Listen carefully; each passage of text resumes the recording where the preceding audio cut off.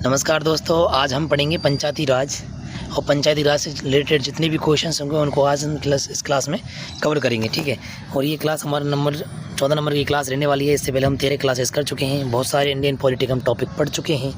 और जो हमारा आपको पता है पैटर्न, आपको पता ही चल गया होगा किस तरीके से पढ़ेंगे। हम सबसे पहले MCQ करेंगे, MCQ के साथ साथ हम थ्योरी पढ़ेंगे। जो भी ऑप्शन में जो ऑप्शंस आएंगे उनके हिसाब से थ्योरी क्लियर करते चलेंगे। ठीक है, तो बिना टाइम वेस्ट किया आज की क्लास स्टार्ट करते हैं। सबसे पहले हम पढ़ेंगे पंचायती राज व्यवस्था। पंचायती राज व्यवस्था को कौन सा जो है संविधान संशोधन लेकर के आया था, तो वो था आपका 73वां संविधान संशोधन। 73वां संविधान संशोधन लेकर आया था और आर्टिकल 243 था। ठीक है, आर्टिकल 243, बहुत सारा राज इसी में छुपा है, यानी पंचायती राज का पूरा राज ही आर्टिकल 243 में छुपा हुआ है। देखो, 73वां संविधान संशोधन जब होता है तो उसमें पंचायती राज जोड़ी जाती है, जिसमें भाग जोड़ा जाता है 9 और 11वीं अनुसूची जोड़ी जाती है। ठीक है, भाग 9 जोड़ा जाता है, 11वीं अनुसूची जोड़ी जाती है। पंचायती राज की अगर मैं बात करूँ तो आर्टिकल 40 पंचायती राज के बारे में बताता है, जो कि किस में है, DPSP में है। किस में है?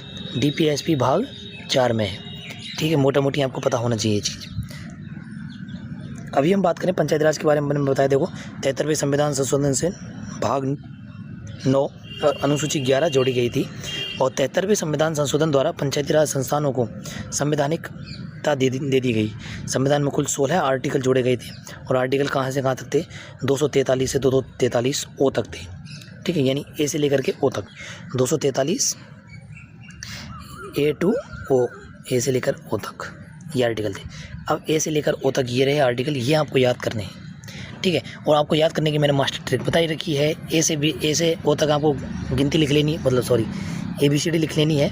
और ABCD लिख करके, ठीक है, आपको ये लिख करके आप देखो A4 क्या हो जाएगा? असेंबली। मैं आपको याद करवाता हूँ, साथ का याद करते हैं। A4 क्या हो जाएगा? असेंबली। असेंबली का मतलब हो गया आपको एक तरह का सभा या इकट्ठा होना।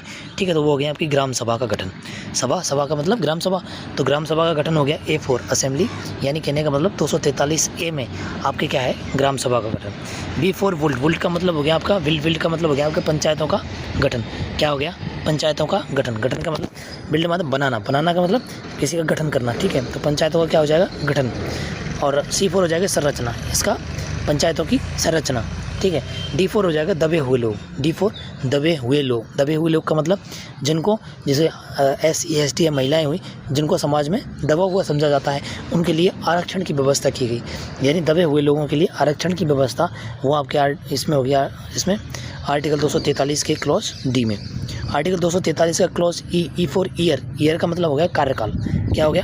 कार्यकाल। ठीक है, F और फेल का मतलब अयोग्य है। नहीं, फेल कब होगा? जब अयोग्य होगा। ठीक है, तो F और फेल का मतलब सदस्यों की अयोग्यता। ठीक है, आपके जीनियस, G फॉर जीनियस मतलब जीनियस कौन है? जिसके पास शक्तियाँ हैं, वो आई जीनियस हो गया। ठीक है, तो G for genius. H for याद रखना है आपको, home tax. H for home tax. Home tax का मतलब है कर अधिरोपित करने की शक्ति, यानी होम टैक्स लगाने की शक्ति।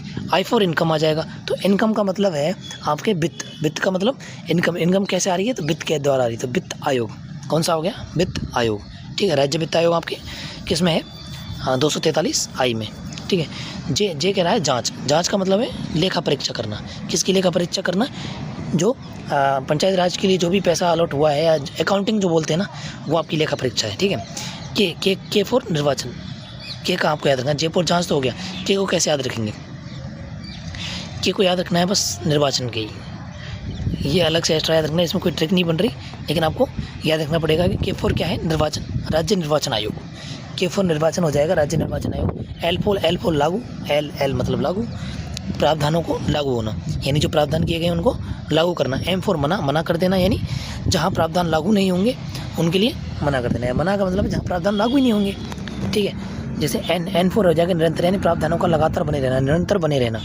और O फॉर हो जाएगा ऑब्जेक्शन, यानी न्यायालय के हस्तक्षेप पर रोक लगाना। हस्तक्षेप पर मतलब न्यायालय द्वारा जो हस्तक्षेप किया जाएगा, ऑब्जेक्शन किया जाएगा, उस पर रोक लगाना।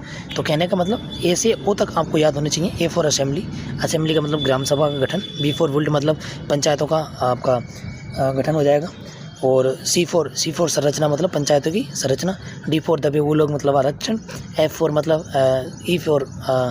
E फॉर ईयर कार्यकाल। F फॉर मतलब फेल मतलब अयोग्यता।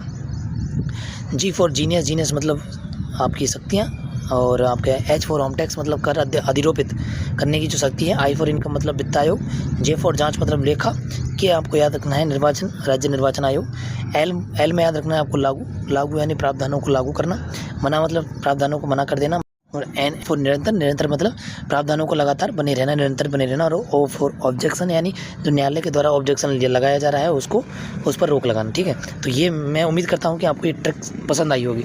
ठीक है, पसंद आई हो, ये ट्रिक पसंद आई हो, क्लास करने का तरीका पसंद आया तो क्लास को लाइक करें। देखो लाइक करने में क्या जा रहा है यार, लाइक करोगे, आप चैनल को सब्सक्राइब करोगे तो हमारा मोटिवेशन बढ़ेगा, हमारे जो हम मेहनत कर रहे हैं ना उससे दुगनी मेहनत हम कर पाएंगे, दुगना कंटेंट हम आपको दे पाएंगे। ठीक है, तो यही आपका कुछ जा तो नहीं रहा सब्सक्राइब करने में, ऐसा तो नहीं भाई आपके पैसे चले जाएंगे या आपका टाइम वेस्ट हो जाएगा। ठीक है, ये तो होने वाला है नहीं, तो आपको लाइक करने में और सब्सक्राइब करने में क्या जा रहा है, वो प्लीज़ कर दो। आपके लिए कंटेंट और भी अल्टीमेट कंटेंट आपको प्रोवाइड कराया जाएगा। तो अभी हम क्वेश्चन चलते हैं। यहाँ उम्मीद करता हूँ ये समझ में आया होगा, एक दो बार और पढ़ेंगे ना तो आपको ये ऐसे हो तक याद हो जाएगा। आर्टिकल 243 बिल्कुल रट जाएगा, ये मेरी गारंटी है। ठीक है, अगला क्वेश्चन देखो साहब, क्वेश्चन देखते हैं अब कि सूची 1 को सूची 2 से मिलाओ। क्वेश्चन क्या कह रहा है, सूची 1 को सूची 2 से मिलाओ। अब देखो साहब, आर्टिकल 243 का C4 मैंने क्या बताया था, संरचना। C4 क्या बताया था मैंने, संरचना। ठीक है, और D4 क्या बताया था, दबे हुए लोग मतलब आरक्षण। G4 क्या बताया था, G4 बताया था मैंने जीनियस शक्तियाँ, और H4 बताया था मैंने होम टैक्स यानी कर अधिरोपित करने की शक्ति। तो कहाँ है देखो साहब, ये हो जाएगा आपका संरचना, आरक्षण, शक्तियाँ और कर अधिरोपित करने की शक्ति। कहाँ है, संरचना, आरक्षण, पहले का हो जाएगा संरचना, तो पहले की संरचना तो ऑप्शन ए में ही है। ठीक है, तो ऐसे क्वेश्चन आपको पूछा जाएगा इन आर्टिकल से। आया समझ में, यानी कुछ काम किया कि नहीं किया, दिमाग कहीं आपको लगा कि नहीं लगा कि भाई ये याद हुआ कि नहीं। ठीक है, दिमाग को पता होना चाहिए कि हाँ याद हुआ है, लगना चाहिए कि याद हुआ है। आप बैठे हो क्लास में, आप क्लास ले रहे हो तो आपको लगना चाहिए कि याद हुआ है। ठीक है, और याद करवाने की जिम्मेदारी किसकी है, मेरी है। दूसरा क्वेश्चन है, ग्राम सभा के संदर्भ में निम्न कथनों में से कौन सा कथन सत्य है। ग्राम सभा के बारे में पूछ रहा है। देखो साहब, सरपंच और उप सरपंच की अनुपस्थिति में इसकी बैठक की अध्यक्षता ग्राम विकास अधिकारी करता है। नहीं यार, ऐसा तो कुछ नहीं है, वीडियो थोड़ी ना करेगा। विलेज डेवलपमेंट ऑफिसर कभी भी जो है सरपंच और उप सरपंच की अनुपस्थिति में इसकी बैठक नहीं करेगा। ग्राम सभा का ही सदस्य चुना जाएगा। यदि सरपंच नहीं है, उप सरपंच नहीं है, तो ग्राम सभा का सदस्य चुना जाएगा। उसमें से ही कोई सदस्य क्या करेगा, सरपंच बनेगा या उप सरपंच बनेगा। ठीक है, तो पहला तो क्या हो जाएगा, गलत हो जाएगा। दूसरा कह रहा है कि वर्ष में ग्राम सभा की न्यूनतम 4 बैठक अनिवार्य है। नहीं, न्यूनतम कितनी बैठक अनिवार्य हैं, 2 बैठक अनिवार्य हैं, तो दोनों ही गलत हो जाएंगे। ऑप्शन डी राइट आंसर होगा इसका। नेक्स्ट हमारा क्वेश्चन है कि पंचायती राज संस्थानों के संदर्भ में निम्न कथनों पर विचार कीजिए। पंचायती राज संस्थानों में SC/ST के लिए 33% आरक्षण दिया गया है। नहीं, देखो SC/ST के लिए जो आरक्षण दिया गया है ना, उनकी जनसंख्या के आधार पर दिया गया है। इसमें फिक्स नहीं है कि 33% ही दिया गया, उनकी जनसंख्या के प्रोपोर्शन में इनको आरक्षण दिया गया है। ठीक है, दूसरा कह रहा है कि जिस राज्य की जनसंख्या 20 लाख है से कम है। दूसरा कथन कह रहा है, पहला कथन तो गलत हो जाएगा। ठीक है, दूसरा कथन कह रहा है कि किसी राज्य की जो जनसंख्या है 20 लाख से अगर कम है तो वह पंचायती राज का जो ढांचा है वो द्विस्तरीय होगा। बिल्कुल सही। अगर वैसे देखा जाए तो पंचायती राज का ढांचा है कितना है, त्रिस्तरीय होता है। ठीक है, बलवंत राय मेहता कमेटी ने बताया था त्रिस्तरीय, तो उस इसके हिसाब से त्रिस्तरीय ढांचा है हमारा पंचायती राज का। लेकिन अगर कह रहा है बाई चांस किसी राज्य की जनसंख्या इतनी है 20 लाख से कम है, तो उसमें त्रिस्तरीय की जगह कैसा होना चाहिए, द्विस्तरीय होना चाहिए। तो केवल और केवल क्या हो जाएगा, 2 राइट आंसर हो जाएगा इसका। ठीक है, तो मैंने बताया आरक्षण जो है महिलाओं के लिए याद रख लेना, महिलाओं के लिए 1/3 आरक्षण है इसमें। और राजस्थान में जो है, राजस्थान में 50% आरक्षण है महिलाओं के लिए। ठीक है, ये यहाँ मैंने लिख भी दिया है, आप इसको देख सकते हो। ठीक है, नेक्स्ट क्वेश्चन हमारा रहने वाला है, कहाँ गया क्वेश्चन भाई, ये रहा कि निम्न में से कौन सा असत्य है, असत्य कथन छाड़ना है। देखो इसकी कमेटियों के बारे में बता दूं कि इसकी कमेटियों में पहले बनती है आपकी बलवंत राय मेहता कमेटी 1957, और 1977 में बनती है आपकी अशोक मेहता कमेटी। फिर आपकी आती है गौड़गिल कमेटी 1988 में, थुंगन कमेटी आती है, नहीं पहले थुंगन आती है फिर आती है गौड़गिल। ठीक है, तो आपकी ये कमेटी आपको याद रखनी है। तो थुंगन ये कह रहा है कि थुंगन समिति ने जो है पंचायती राज संस्थानों को बिना जड़ वाली घास का, देखो बिना जड़ वाली घास खाता वो GV राव समिति ने कहा था। किसने कहा था, GV राव समिति ने कहा था बिना जड़ वाली घास। ठीक है,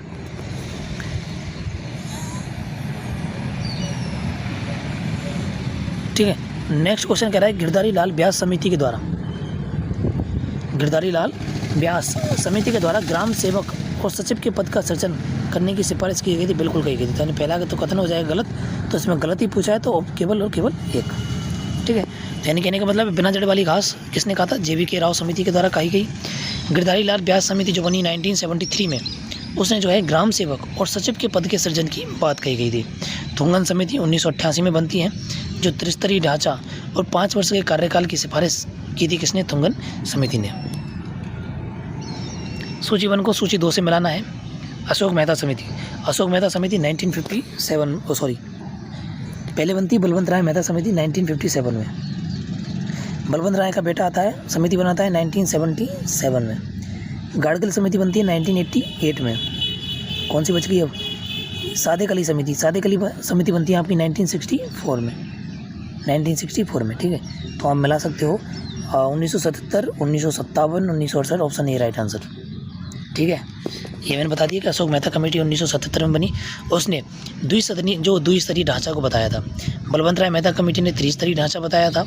गाड़गिल कमेटी ने बताया था राज्य वित्त आयोग के गठन के बारे में। राज्य वित्त आयोग के गठन के बारे में बताया था किसने? गाड़गिल ने। और सादिक अली समिति ने बताया था कि प्रधान जो है, इसका प्रमुख जो है, उसके चुनाव में पंचायत अध्यक्षों को शामिल करना। यानी इनका जब चुनाव होता है तो पंचायत के अध्यक्षों को इसमें शामिल करना, ये बताया गया है किसमें? सादिक अली समिति में। नेक्स्ट हमारा कि निम्न कथनों पर विचार कीजिए। तो देखो, ये आपको समिति याद रखनी है, इनकी डेट भी याद रखनी है। ठीक है, डेट नहीं, ईयर जो है वो याद रखनी है। ठीक है, तो अभी 2-3 और पढ़ाऊँगा। JVK राव समिति बताऊँगा, थुंगन समिति भी बताऊँगा। 2, 4 और 2 6 हो जाएंगे आपकी, तो 6 तो आपको याद रखनी है। ठीक है, अगला है कि कोरम व्यवस्था के बारे में। देखो, निम्न में से सत्य कथन पूछा है, तो इसमें पूछा है जो बार्ड है, बार्ड सभा की गणपूर्ति के सदस्यों के लिए, गणपूर्ति यानी कोरम व्यवस्था के लिए कुल सदस्यों की संख्या 1/10 होनी चाहिए, जिसमें SC ST पिछड़ा वर्ग और महिला सदस्य जनसंख्या के अनुपात में हों। देखो, इसमें सत्य कथन पूछा है, तो सत्य कथन के लिए मैंने आपको गणपूर्ति एक बार पिछली क्लास में भी मैंने आपको बताई थी कि गणपूर्ति जो होती है पंचायती राज के लिए 1/10 की होनी चाहिए। कितनी की होनी चाहिए? 1/10 की होनी चाहिए। और SC ST पिछड़ा वर्ग महिला सदस्यों की जो सदस्य हैं, उनके लिए जो आरक्षण वो जनसंख्या के अनुपात में होना चाहिए। ठीक है, तो पहला तो राइट आंसर हो जाएगा, पहला कथन राइट है। दूसरा कहता है कि पंचायती राज अधिनियम आता है 1994 में। ठीक है, 1994 में उसकी धारा 8 के तहत प्रत्येक ग्राम पंचायत में ग्राम सभा होनी चाहिए। यहाँ कटा हुआ है, लेकिन इसमें कहा गया है कि प्रत्येक ग्राम पंचायत में ग्राम सभा होनी चाहिए। वो किस आर्टिकल के तहत, किस अधिनियम के तहत कहा गया है? वो 1994 के तहत कहा गया था। दोनों कथन सही है इसमें, तो आपका C राइट आंसर हो जाएगा। ठीक है, नेक्स्ट हम देखें, तो नेक्स्ट देखें पंचायती राज के संबंध में कितने युग्म असम्मिलित हैं। असम्मिलित का मतलब है नॉट मैच, असम्मिलित हैं, वो देखते हैं। देखो, पहला तो ये हो गया। B में मैंने क्या बताया था? वोल्ट यानी पंचायतों का गठन, ना कि ग्राम सभा। पहला तो ये गलत हो जाएगा। D4 सीटों का आरक्षण बिल्कुल सही है। F4 निरंतर योग्यता है, बिल्कुल सही है। I4 मैंने क्या बताया था? इनकम का मतलब वित्त आयोग। क्या बताया था? वित्त आयोग। तो ये गलत हो जाएगा, तो यानी 1 और 4 2 युग्म गलत हो जाएंगे। Option B right answer. अगला है कि निम्न में से कौन सा गलत है? गलत कथन छांटना है कि ग्राम पंचायत के निर्वाचित सरपंच और उप सरपंच अपना त्यागपत्र जो है BDO को देंगे, ब्लॉक डेवलपमेंट अफसर को देंगे। तो गलत कथन छांटना है। देखो, ग्राम पंचायत के जो सरपंच है और जो उप सरपंच है, वो अपना त्यागपत्र जो है किसको देंगे? जिला प्रमुख को देंगे। किसको देंगे? जिला प्रमुख को देंगे। ठीक है,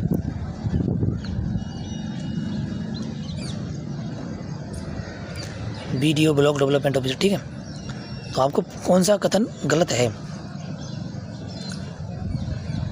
और दूसरा कहता है BDO को देते हैं, बिल्कुल सही है, BDO को देते हैं। दूसरा, पंचायत समिति के प्रधान अपना त्यागपत्र संभागीय नहीं, जिला प्रमुख को देंगे। पंचायती राज का जो प्रधान होगा ना, वो जिला प्रमुख को अपना त्यागपत्र सौंपता है। ठीक है, तो आपका कौन सा गलत पूछा है? तो कौन सा हो जाएगा? 2 गलत हो जाएगा, केवल 2। ठीक है, केवल 2 नंबर का कथन इसमें गलत हो जाएगा। यानी ग्राम पंचायत के निर्वाचन सरपंच और उप सरपंच जो है अपना त्यागपत्र किसको देंगे? ब्लॉक डेवलपमेंट अफसर को देंगे। ठीक है, अगला हमारा क्वेश्चन है अविश्वास प्रस्ताव से संबंधित। अविश्वास प्रस्ताव से संबंधित क्या है कि सत्य कथन पूछा है। कौन सा कथन पूछा है? सत्य कथन पूछा है। ये कह रहा है कि अध्यक्ष के विरुद्ध अविश्वास प्रस्ताव 3 वर्ष के पश्चात लाया जा सकता है? नहीं, इसमें कहा गया है कि अध्यक्ष के विरुद्ध यदि अविश्वास प्रस्ताव लाना है तो 2 वर्ष के बाद लाया जाएगा। कितने वर्ष के बाद? 2 वर्ष, यानी 2 वर्ष का उसको टाइम दिया जाता है काम करने के लिए। भाई तू काम कर, अगर तुझे काम नहीं होगा तो 2 वर्ष के बाद उसमें क्या लाया जा सकता है? अविश्वास प्रस्ताव लाया जा सकता है। अविश्वास प्रस्ताव के लिए 1/5 सदस्यों का होना अनिवार्य नहीं, 1/3 का 1/3 सदस्य होना अनिवार्य है प्रस्ताव लाने के लिए। तो ये तो गलत हो जाएगा और ये भी गलत हो जाएगा। सत्य कथन पूछा है तो ना तो एक सत्य है ना 2 सत्य हैं, दोनों ही असत्य हैं। ठीक है, तो अविश्वास प्रस्ताव का कार्यकाल प्रारंभ होने के 3 वर्ष बाद नहीं बल्कि 2 वर्ष पश्चात ही लाया जा सकता है।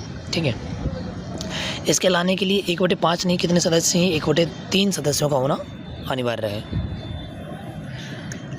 अगला क्वेश्चन देखो कि निम्न में से कौन सा कथन असत्य है? असत्य कथन छांटना है कि भारतीय संविधान के भाग 5 में पंचायती राज का वर्णन है। क्या मैंने भाग 5 में पंचायती राज बताया था?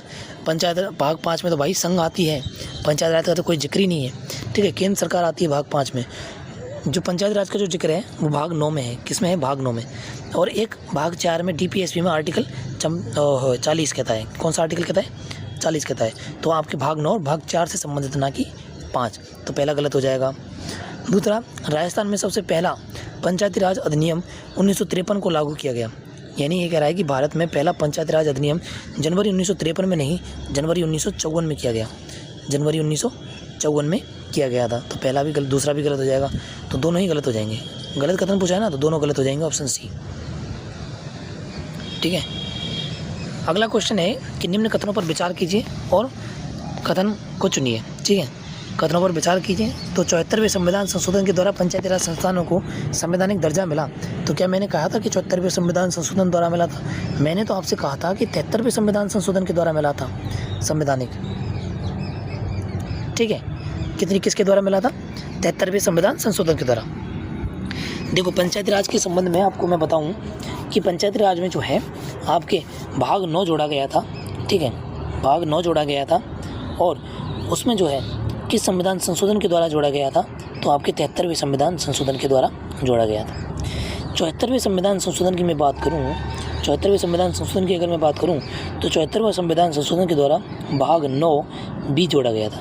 बी का मतलब 9 का क्लॉज बी जोड़ा गया था और उसमें जो है नगर पालिका की बात कही गई थी। किसकी बात कही गई थी? नगर पालिका, म्यूनिसिपैलिटी की बात कही गई थी। आया समझ में?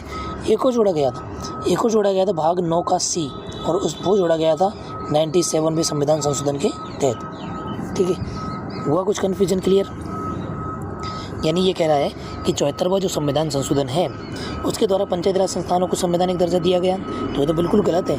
पंचायती राज को संवैधानिक दर्जा दिया गया था 73वें संविधान संशोधन के द्वारा। किसके द्वारा? 73वें संविधान संशोधन के द्वारा। ठीक है, पंचायती राज संस्थानों में अगला वो दे रखा है, अगला कथन है, तो ये क्या गलत हो जाएगा? गलत हो जाएगा। ठीक है, पंचायती राज संस्थानों में त्रिस्तरीय व्यवस्था का प्रावधान है। तो बिल्कुल सही है, पंचायती राज संस्थानों में त्रिस्तरीय व्यवस्था का प्रावधान है। ठीक है, किस समिति ने कहा था? तो ये बलवंत राय मेहता समिति जो 1957 में बनती है उसने सजेशन दिया था कि भाई त्रिस्तरीय कैसी होनी चाहिए? पंचायती राज व्यवस्था होनी चाहिए। तो केवल 2 राइट आंसर हो जाएगा, ऑप्शन बी। लेकिन इसमें एक कंडीशन भी है। कंडीशन में आपको पिछले 1-2 क्वेश्चन में पढ़ा चुका हूँ कि कंडीशन जो है जिसकी जनसंख्या, जिस राज्य की जनसंख्या जो है 20 लाख से कम है, 20 लाख से कम है, उसमें जो है वो नहीं की जाएगी। क्या नहीं की जाएगी? उसमें आपकी पंचायती राज की जो संस्थाएं वो त्रिस्तरीय ना होकर के कैसी होंगी? द्विस्तरीय होंगी।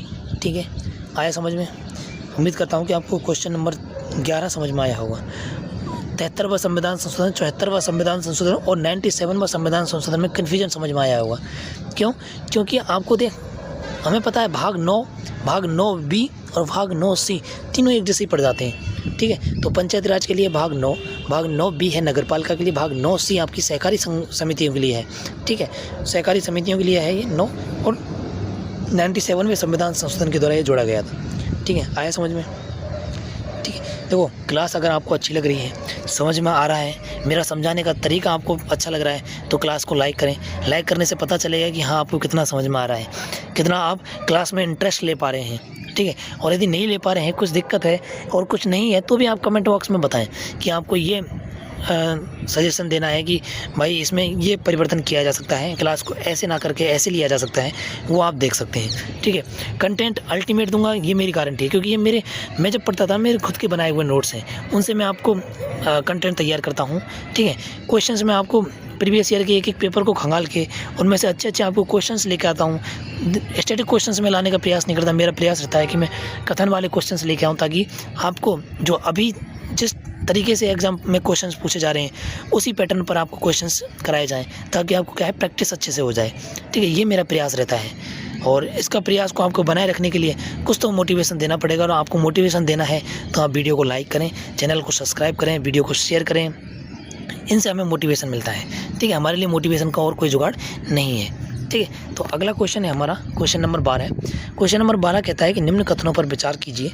इसमें कह रहा है कि एल.एम. सिंघवी समिति जो है, इसके द्वारा द्विस्तरीय पंचायत के गठन की सिफारिश की गई थी। यानी एल.एम. सिंघवी समिति के बारे में कहा गया है, जबकि मैंने आपको बताया कि द्विस्तरीय के बारे में किसने बताया था, अशोक मेहता समिति ने बताया था। किसने बताया था? अशोक मेहता समिति ने बताया था। तो एल.एम. सिंघवी समिति ने तो बताया ही नहीं। एल.एम. सिंघवी समिति ने क्या बताया? ठीक है, एल.एम. सिंघवी समिति का कुछ मैंने बताया आपको, कुछ नहीं है। तो द्विस्तरीय जो बताती है वो अशोक मेहता समिति बताती है। कौन बताती है? अशोक मेहता समिति। ठीक है, तो ये गलत हो जाएगा। अगला कह रहा है कि अशोक मेहता समिति द्वारा पंचायती राज के लिए 4 वर्ष का कार्यकाल की सिफारिश की गई थी। तो हाँ, बिल्कुल सही है कि पंचायती राज के लिए 4 वर्ष के कार्यकाल की सिफारिश की गई। किसके द्वारा? अशोक मेहता समिति के द्वारा। कब बनती है? 1977 में बनती है। किसका बेटा है? बलवंत राय मेहता का बेटा है। किसका बेटा है? बलवंत मेहता का बेटा है। बलवंत ने कब बनाई थी समिति? बलवंत ने 1957 में बनाई थी। इसका क्या था टारगेट? इसका टारगेट था त्रिस्तरीय संरचना का। कितनी स्तरीय संरचना का? त्रिस्तरीय संरचना का। किसकी त्रिस्तरीय? पंचायत की त्रिस्तरीय संरचना का। आया समझ में? तो यानी इसमें आंसर क्या हो जाएगा? केवल 2, यानी ऑप्शन बी राइट आंसर हो जाएगा। कौन सा राइट आंसर हो जाएगा? Option B. आया समझ में? आया समझ में? ठीक है, चलो नेक्स्ट क्वेश्चन पे चलते हैं। नेक्स्ट क्वेश्चन हमारा JV.K. राव समिति। JV.K. राव समिति की सिफारिश के संबंध में सत्य कथन बताइए। देखो, JV.K. राव समिति ने एक तो जो कहा वो बिना जड़ वाली घास, ये आपको पॉइंट याद रखना है। JV.K. राव समिति ने इन संस्थाओं को, पंचायती राज्यों की जो संस्थाएं हैं, उसने बिना जड़ वाली घास कहा है। ठीक है, दूसरा आपको पॉइंट इसमें याद रखना है कि इसकी प्रमुख सिफारिश क्या थी। इसकी सिफारिश थी जिला विकास अधिकारी नियुक्त करना। जिला विकास अधिकारी या जिला विकास आयुक्त नियुक्त करना इसकी क्या थी? प्रमुख सिफारिश थी। तो देखो, इसकी सिफारिश में देखते हैं हम, जिला विकास आयुक्त का कहीं जिक्र है। पंचायत राज का ढाका 3 स्तरीय तो बलवंत राय मेहता कमेटी बताती है, तो ये भी गलत हो जाएगा। कार्यकाल 4 वर्ष का हो जाएगा, ये तो कहीं बताया ही नहीं। जिला स्तर पर जिला विकास आयुक्त के पद का सृजन बिल्कुल सही है। और राज्य स्तर को सर्वाधिक शक्तिशाली बनाया जाएगा, नहीं, केंद्र को सर्वाधिक शक्तिशाली बनाने की बात कही गई थी। ठीक है, तो आपकी ये हो जाएगा JV.K. राव समिति जो प्रमुख सिफारिश जो हैं, जिला स्तर पर जिला विकास आयुक्त की नियुक्ति करना। और इस समिति ने जो है पंचायती राज संस्थाओं को बिना जड़ वाली घास कहा है। कैसी घास कहा है?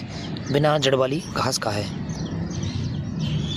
ठीक है, अगला देखो साहब, अगला कह रहा है कि पंचायत समिति के उप प्रधान अपना त्यागपत्र किसको सौंपते हैं? देखो, प्रधान अपना त्यागपत्र जो सौंपेगा, उप प्रधान की बात चली ना, तो उप प्रधान अपना त्यागपत्र जो सौंपेगा वो प्रधान को सौंपेगा, और प्रधान अपना त्यागपत्र जो सौंपेगा वो जिला प्रमुख को सौंपेगा। तो ये आपको एक कड़ी याद रखनी है कि पंचायत समिति की अगर बात चल रही है तो पंचायत समिति में जो है उप प्रधान जो है वो अपना त्यागपत्र किसको सौंपेगा? प्रधान को सौंपेगा, और प्रधान अपना त्यागपत्र किसको सौंपेगा? जिला प्रमुख को सौंपेगा। ठीक है, आए समझ में? जैसे यहाँ लिखा हुआ है मैंने कि पंचायत समिति का उप प्रधान अपना त्यागपत्र प्रधान को सौंपता है, जबकि प्रधान अपना त्यागपत्र जिला प्रमुख को सौंपता है। ठीक है, आया समझ में? दूसरा अगला क्वेश्चन कह रहा है कि पंचायती राज संस्थानों की समिति को कालानुक्रम में व्यवस्थित कीजिए। अब यहाँ देखना है, देखो, पहले आपको याद रखनी है बलवंत राय मेहता कमेटी 1957। ठीक है, और उसके बाद बनती है आपकी कौन सी? 1964 में सादिक समिति बनती है। सादिक अली समिति बनती है 1964 में। ठीक है, तो आपकी कौन कौन सी हो जाएगी? 1957, फिर 1964, फिर आपकी 1977 आ गई, अशोक मेहता कमेटी, तुंगन समिति 1988, गाडगिल समिति 1988। इनमें याद रखना है दोनों 1988 में है, लेकिन इनको आपको कैसे याद रखना है, पहले तुंगन थी और फिर गाडगिल थी, ठीक है। तो ये समिति आपको याद होनी चाहिए, इनका कालक्रम भी आपको याद होना चाहिए, ठीक है। अगला है निम्न कथनों में से कौन सा कथन असत्य है। असत्य कथन छांटना है। कौन सा कथन छांटना है? असत्य कथन छांटना है। इसमें कहा गया है कि सरपंच के विरुद्ध अविश्वास प्रस्ताव प्रारंभ के 2 वर्ष में नहीं लाया जा सकता। तो मैंने बताया था कि आपके सरपंच के विरुद्ध अगर अविश्वास प्रस्ताव लाना है तो 2 वर्ष के बाद ही लाया जाएगा। कितने वर्ष के बाद? 2 वर्ष के बाद ही लाया जाएगा, ठीक है। तो यानी 2 वर्ष में नहीं लाया जाएगा, तो बिल्कुल सही है कथन। तो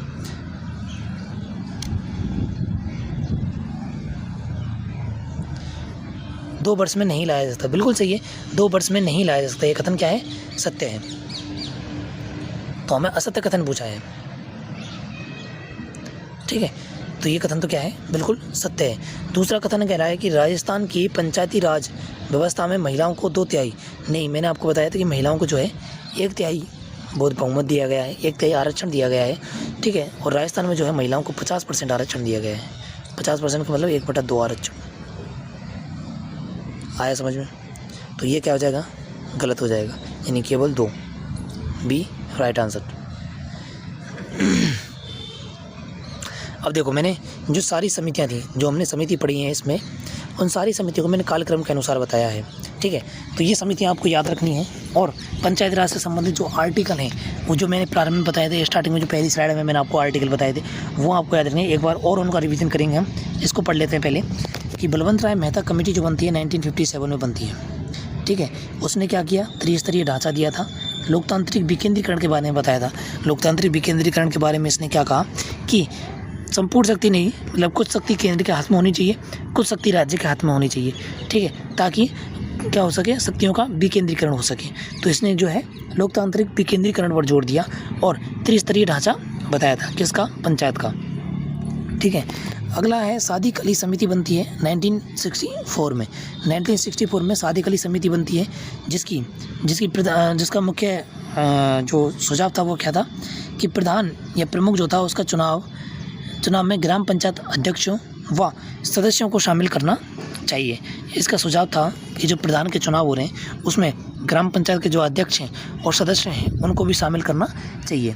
किसने कहा था? सादिक अली ने कहा था। अगली है 1973 में गिरधारी लाल व्यास। कौन सी है? गिरधारी लाल व्यास। इसने कहा कि ग्राम सेवक और ग्राम सचिव का जो पद है उसके सृजन की बात कही।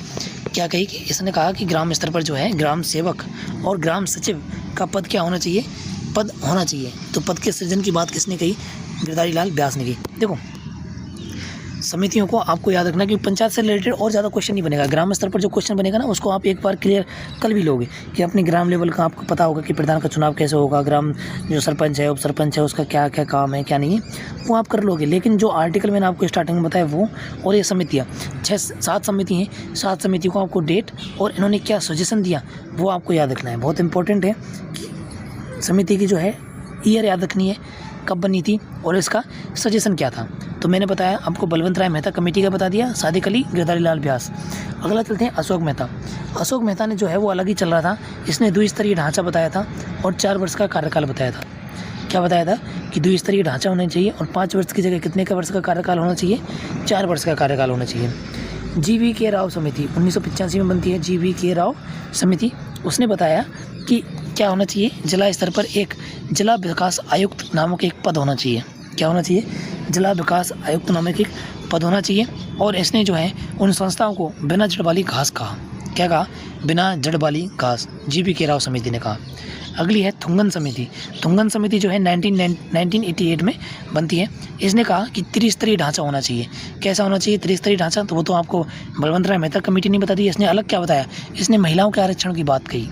ठीक है, अगर पूछा जाए कि पंचायती राज संस्थानों में महिलाओं के आरक्षण की बात किसने कही, तो किसने कही थी? आपकी थुंगन समिति के द्वारा कही गई थी। और 5 वर्ष के कार्यकाल की बात किसने कही? वो भी थुंगन समिति के द्वारा कही गई। तो थुंगन समिति क्यों इंपॉर्टेंट है 1988 की? क्यों? क्योंकि तुंगन समिति में एक तो त्रिस्तरीय ढांचे के बारे में बताया गया, तो त्रिस्तरीय ढांचे के बारे में तो आपके बलवंत राय मेहता कमेटी ने भी बता दिया, लेकिन इसने अलग से क्या बताया, इसने महिलाओं के आरक्षण की बात कही। क्या कही इसने? महिलाओं के आरक्षण की बात कही, और जो कार्यकाल बताया उसने 5 वर्ष का बताया। गाडगिल की मैं बात करूं कि गाडगिल ने क्या बताया, तो गाडगिल ने जो है राज्य वित्त आयोग के गठन की बात करी कि राज्य स्तर पर राज्य वित्त आयोग होना चाहिए, ताकि इनको संस्थाओं को, पंचायती राज संस्थाओं को अच्छी तरीके से नियमित किया जा सके, उनको चलाने के लिए जो बजट एलोकेशन वाली बात आती है वो कर सके। ठीक है, तो ये सारी सातों के सातों समितियाँ आपको याद रखनी है। इनके आपको सुझाव दिए गए वो भी आपको याद रखने हैं। ठीक है, तो उम्मीद करता हूँ कि आपको ये समितियाँ समझ आई होंगी, कुछ ना कुछ हाथ पल्ले पड़ा होगा। ठीक है, और जो आर्टिकल मैंने आपको याद कराए थे वो आप ट्रिक से याद करोगे तभी आपको याद हो पाएंगे, वैसे तो आप रट के परेशान हो जाओगे। ठीक है, याद नहीं हो पाएंगे। ठीक है, ट्रिक से याद करना है ताकि आप आसानी से इन क्वेश्चनों को सॉल्व कर सको। आज की क्लास ये समाप्त करते हैं। क्लास अच्छी लगी हो तो क्लास को लाइक करें, शेयर करें और चैनल को सब्सक्राइब करें। ठीक है, आपके ये जो सब्सक्राइब करने का जो है वही हमें मोटिवेशन देता है। ठीक है, तो बड़ों का सम्मान करें, छोटों को प्यार दें, अपना व्यक्तित्व इस प्रकार से विकसित करें कि पुरुष और महिलाएं आपके साथ सुरक्षित महसूस करें।